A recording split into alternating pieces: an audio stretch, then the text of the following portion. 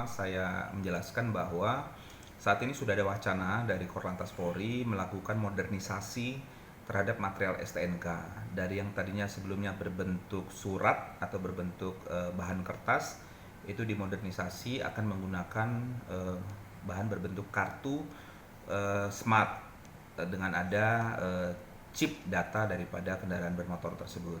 Dan saat ini sudah dalam pembahasan dan sudah dilakukan fokus grup diskusi tentang tata cara mekanisme, termasuk juga bagaimana data yang akan masuk di dalam Smart STNK itu. Nah, kita menunggu ke depan sejauh apa kesiapan Smart STNK ini. Tentu kami akan update beritanya kembali kepada media setelah ada kepastian dari Korlantas Polri.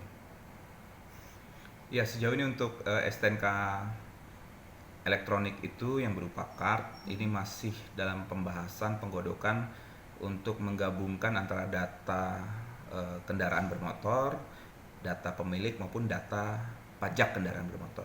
Ini masih sinkronisasi terus dan harmonisasi terus. Kita harap dalam waktu dekat mudah-mudahan sudah ada keputusan dan kepastian tentang penggunaan Smart STNK ini, dan kan masyarakat di dalam membawa STNK ataupun menyajikan data kendaraan bermotor.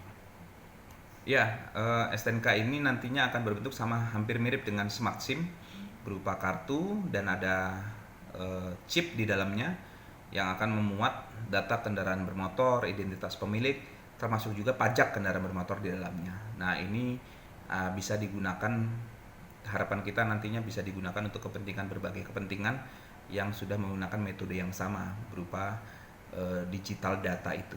Nah, mungkin demikian.